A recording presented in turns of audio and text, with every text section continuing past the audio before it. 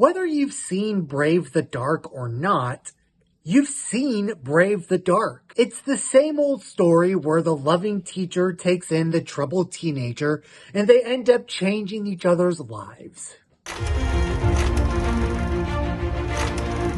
Angel Studios doesn't often come across as too preachy, unless it's the show about Jesus Christ, who was a preacher, amongst other things.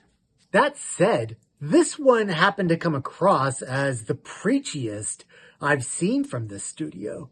But it doesn't necessarily go full Kirk Cameron either. Nicholas Hamilton plays the troubled teenager in need of redemption, and the movie does go out of its way to show us that this kid does have a good reason to be as messed up as he is.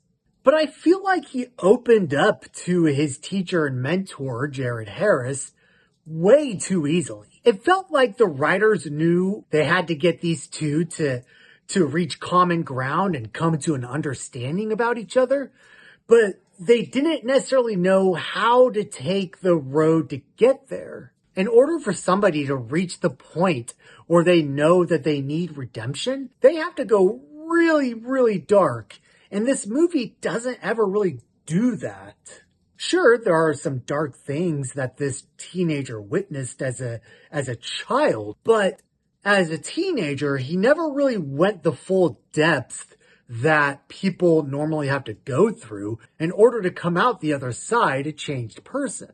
As for Jared Harris playing the mentor role, I just kept thinking that this was a role meant for Robin Williams to play. And I've got to believe that the producers at Angel Studios would have absolutely taken this script to him first and foremost if he were still alive, in hopes of him reprising his role as Sean from Good Will Hunting. And yes, this movie even does have the scene where he says, "It's not your fault. It's not your fault." So it really is just a lesser rehash of Good Will Hunting. The script calls for the mentor to use a sense of humor as a defense against anything that makes him uncomfortable. Yet his moral compass won't allow him to just sit by and watch this kid torpedo his life.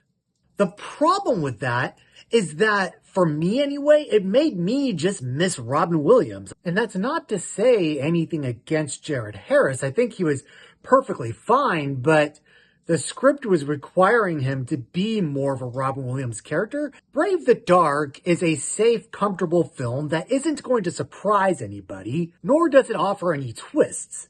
At least none that you don't see coming from a mile away. So what should you do with Brave the Dark? If I were you, I would put it at the very bottom of my watch list. It's not exactly trash, but it just doesn't have anything new to add to the conversation about troubled teens. I think with it being set in the 80s, hurts its ability to be relatable to today's audience. Because the kid in the movie isn't dealing with online bullying or harassment, or even modern depression symptoms that we have diagnosed today. Did you see Brave the Dark?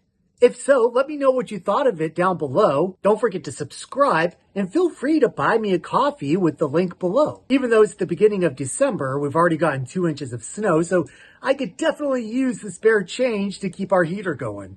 Thanks in advance.